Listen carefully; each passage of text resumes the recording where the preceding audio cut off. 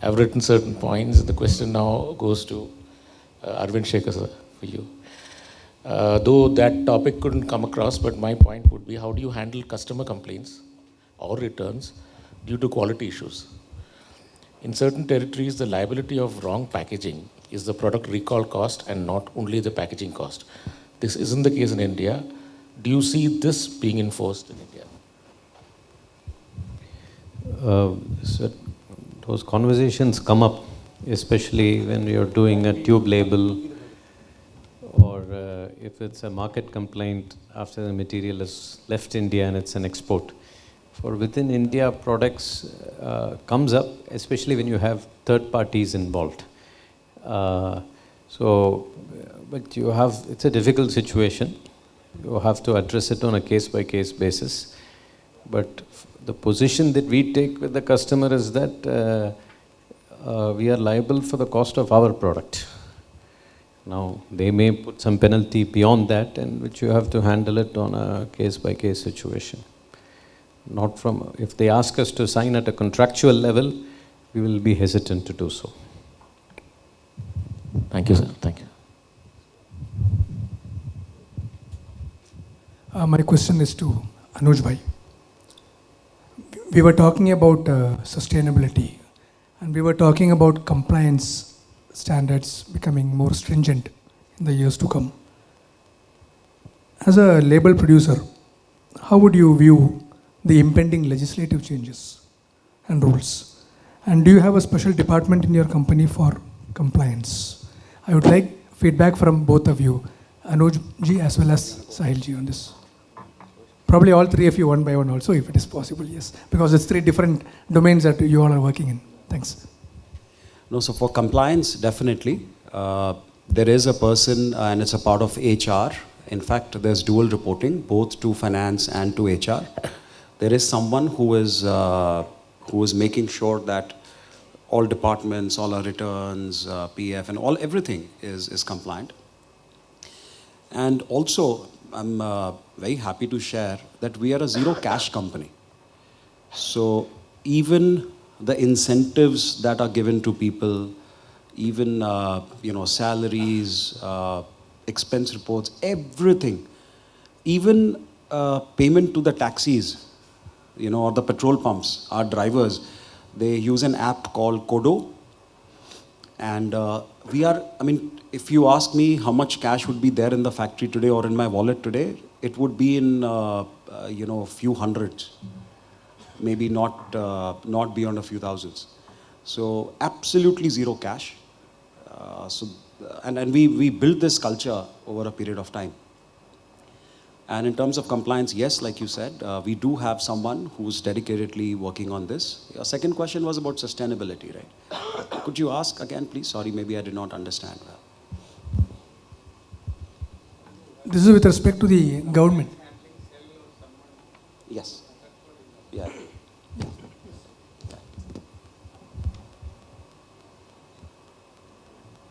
Arvind? So I think you were also asking something on sustainability front. So yeah, I think compliance wise, it depends a lot on where the order is exactly coming for us. Like if we have to manage a factory where everything is running smoothly, then definitely for organizations like within ourselves, we definitely need some compliances. But if we have to show it to some of the clients, in a lot of small businesses, what happens is getting these compliances becomes a little bit of a task.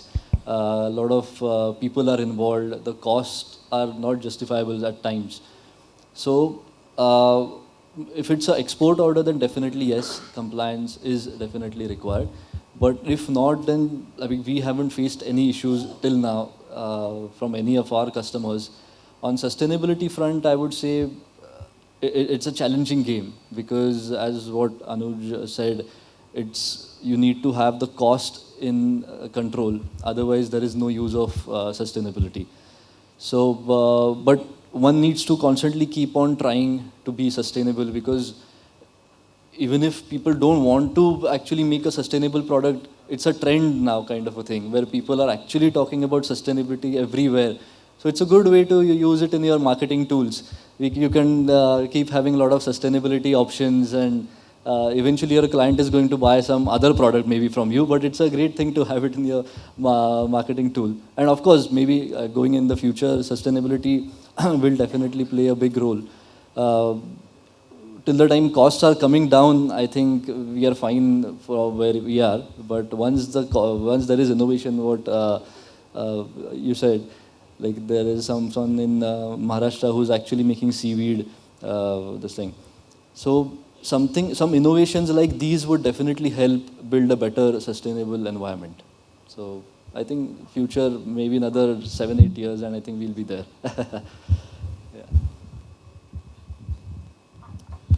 At Sai, we don't have a compliance cell, but our quality management system takes care of compliance on the shop floor, on operation side, and on the financial side, the statutory compliance is taken care of like that. But the tone comes from the top, and the internal audits are there, and but it's top driven. The tone is set from the top.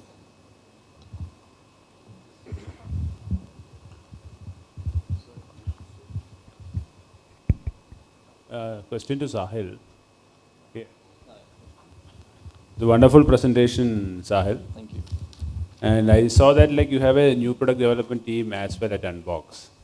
So out of curiosity, like I would like to know what is your queue on R&D? What do you do? I also saw some case studies with some new innovative materials also. So how do you select all these materials? And of course, there are limitations when it comes to mono cartons, like on the structural aspect of things. Like there are limitations where we can do innovations and R&D on it. So what's your take on it? What's your philosophy in your company on that? Yeah. So when we started like 4-5 years back, it was very difficult for us because we never got a repeat order. So we never went to a client saying, "Ki, this is your existing box. We'll try to give you a better rate, or we'll just add a foiling or spot UV to it, and we just get that order." So it was always like our client asked us for a little luxury packaging. So maybe they were getting the mono cartons done from someone else, and we were involved in their gift boxes or a little premium order, which was a low quantity order. So for these kind of orders, you always need to innovate, because otherwise that's your USP. The client is definitely paying you more, and he wants a better service, better innovation.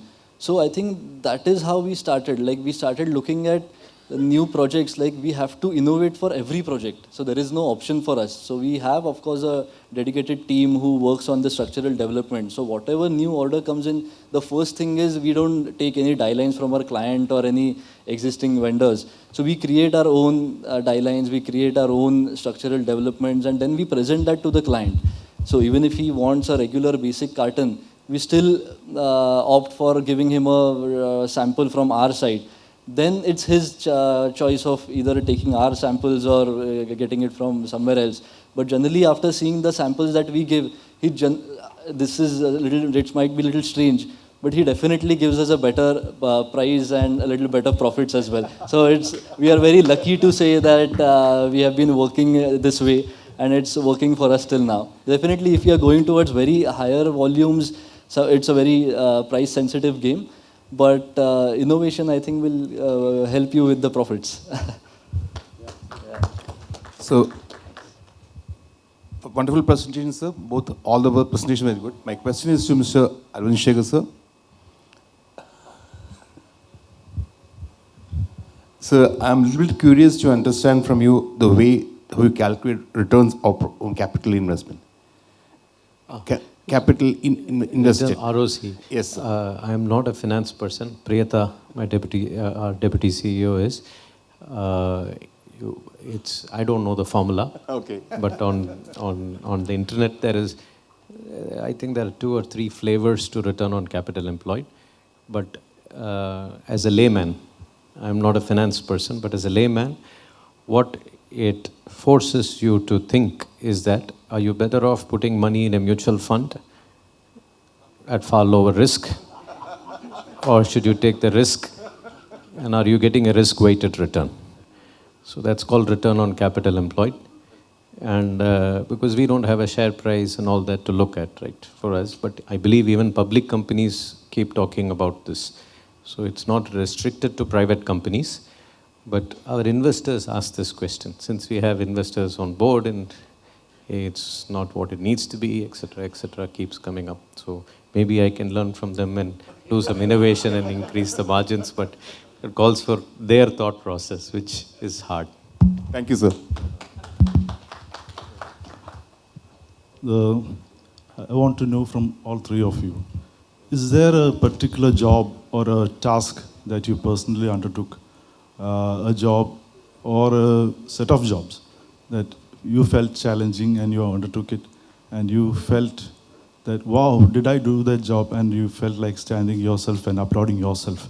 Well, that job was done in a very, I mean, if it was produced better than what you thought, anything like that, a particular job or a task. I would defer to them because I don't come from the innovation background. Well, I think he's being very modest, but that's okay. Arvind? You've done some crazy deadlines. Come on. Yeah. I know that. That's a task. No, deadlines, I don't know. But for me, there was one customer complaint of a carton that had gone to 4 locations in Europe. And one of the locations, or 2 of the 4 locations, had a market complaint of scuffing in one of the panels. So this is an MNC customer. Unfortunately, the way the emotions work, even in a multinational company, is that if it's the Indian arm that has had a mistake, they're looked at like a proof that you have achieved the levels of quality, whereas their global arm was in the westernized world. So that emotion was running within the company, saying, man, we have to prove that India has not made a mistake. So that was an undercurrent. And within that undercurrent, we had to actually find the root cause. And we had to talk to our supplier partners who were of no help. So ultimately, Sai realized in about 6 or 7 days that, man, we only have to figure it out. We did close to 25 experiments over the next 10 days. And thanks to Demings, we asked a different set of questions, and we were able to not find the root cause, but try something that never had a problem later. So I thank my approach as a student of Demings for helping me walk that path in that situation where we could have gotten blacklisted, but we ended up not only keeping the business, but even in an e-auction, we were ranked 9 and we still didn't lose the business. So that I would credit Dr. Deming's influence. I don't know if that works in your question, but...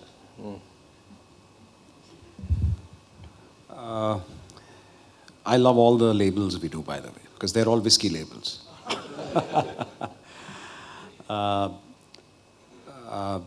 I think some of the best labels we would have done would be, again, all single malts, both in India and overseas. But a very similar challenge we had, a very similar situation like Arvind's. In 2012 or 13, our customer was launching 60 ml packs, miniatures. And they gave us, and we were printing the large bottle label for them. And they told us, it's just the same artwork, just make it smaller, and here is the bottle, and print 14 lakhs of these. So we did it. We made it smaller, and we printed 14 lakhs, and we supplied 14 lakhs, 3 days, 4 days. Customer applied 4 lakhs or 3 lakhs of those and sent the miniature bottles to Maharashtra, Karnataka, and Andhra, 3 states. No, I'll not take the brand name. And about 8 months later, this was in April, towards the end of the year, I was driving and I got a call. I said, where are you? I said, I'm driving. He said, park your car on the side. So I said, okay. And then he said, well, please, have you seen that label? I said, yeah, of course. We printed 14 lakhs of those. There's no problem. It's beautiful, you know. He said, well, look at it carefully. So thankfully, I had some samples with me for my personal consumption. But I pulled out and I said, no, it's fine. It is just looking fine. He said, read on the bottom left corner. And I read, the 60 ml pack said 750 ml. And it was signed by production supervisors, by quality control, by the customer's quality control, by the excise commissioner. Because these labels are all registered. So even the excise commissioner signed it. And the task at hand was to control the damage. So these 3 states, we made small strips of labels to cover it. And we sent, deputed 3 teams to these 3 states. Overnight, this all happened overnight. The next morning, they got local labor, contractual labor. And in the bonded warehouses where this liquor was, by the end of the next day, so today it was identified, by the end of next day, all these 3 states, those some 3 lakh bottles, whatever was there in the bonded warehouse. Retail, we couldn't control. But all the labels we changed. So... I should find that if I get it in Maharashtra now. Please don't. So, yeah, actually there are a lot of stories, but unfortunately I want to share a story which doesn't have a happy ending. It's So, this was our first export order. It was a top-bottom box we developed for a saxophone. So there was an instrument that goes into a saxophone. And so the designer was sitting in France, and the actual guy who was manufacturing that equipment was in New York. So and the one who was coordinating was in Pune. So it was a very challenging task. First of all, it's very difficult once you're done with your work and go home, then again have calls at night. And then we were discussing, so I think it took around 3-4 months to make prototypes, do different kind of R&Ds on that. So finally the product was approved. And it was a simple top-bottom box with a lot of, like foam compartments, and a lot of unboxing experience was involved in it. And in fact, we won I think we had submitted that sample for Print Week Awards for the same year that we won the award. So it was, I believe that it was like that Apple kind of packaging that we did. Once you open the top, the bottom slides down smoothly, and with the kind of facility we have and the kind of machinery we have, we don't have a completely high-end setup, fully automatic machines. But the order volume was also somewhere about 5,000 to 6,000 boxes. And we were able to manage that with our strengths. I think that was something really great. And I believe it was apple-to-apple comparison. It was exactly the same box that we could have produced with a lot of foilings, UVs, and Pantones, and so many things happening around, and with all the coordination. It was the first export order. Everyone loved the job, but the client later on was like, "Nee, we didn't like the job, aisa hua, waisa hua karke." But then we got to know that his products weren't selling well. So he was like, so till now, we haven't got the entire payment for the job. So even though it's one of my favorite assignments, we haven't got the payment. So I don't know if I should say it's the best thing, but yeah, I mean, it's a tricky situation.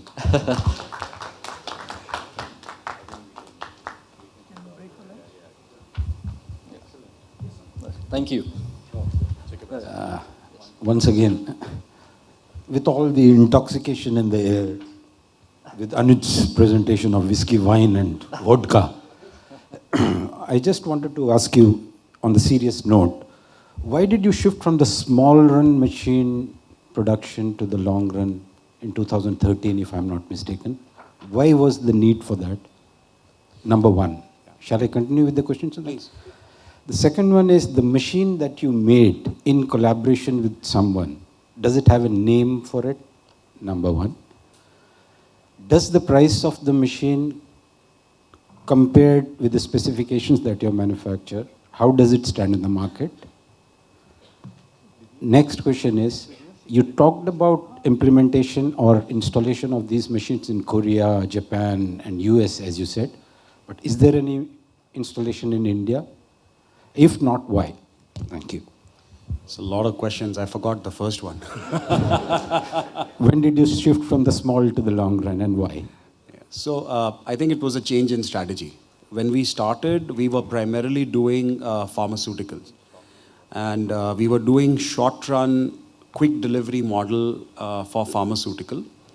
And over a period of time, we realized, like I said, that pharma labels did not gel with our mindset. They were very low margin. You were forced to use a certain raw material. And the smallest of mistake, they could chop off your head. So we were not very comfortable, and with my personality, I guess we don't take a lot of BS, right? So that's a problem.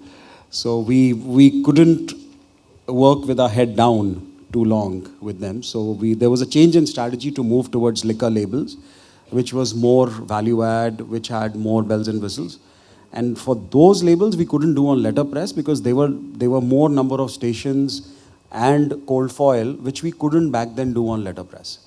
So that's the first one. The second one you said about the machines. Yes, the machine that you manufactured, as you said. So the machines we made, we branded it Hassle-Free Technologies, HFT, Hassle-Free Technologies. Everywhere that we have sold a machine, all the countries, we have not ever so far sent any spare parts in the last 10 years. The strategy about building that, thank you. We were very clear when we were making this machine that we are not in the business of selling spare parts. We are in the business of selling fantastic machines. And we bought everything which was available off the shelf in terms of automation, in terms of, even certain plastic parts. We bought everything that was available off the shelf. Pneumatics, everything. No special cards. I hear that from offset people, that card has blown up and now we need a card. There were no cards in that machine. Everything was off the shelf. So even if a customer has a problem, on day one we told them, for your automation, you've got Rexroth. For your Yaskawa, for your pneumatics, you've got this guy. Here are the schematics. Here is a copy of the program. Don't come back to me if you have a problem. I'll help you out, but I don't intend to make more money out of you. Whatever money I wanted to make from you, I made on day one. So leave me alone. And we still have fantastic relationships with all those customers. We visit them, they visit us. So it is not that they are not running the machines. The next question was price. I think price we can take offline, Anuj. Yes. I think it's not nice to do this. Yeah, fair enough. I don't want the price per se, Ramu. I just wanted to know as to how comparable it is with the press of similar specification. Understood. Yeah. Half the price? Much less than that.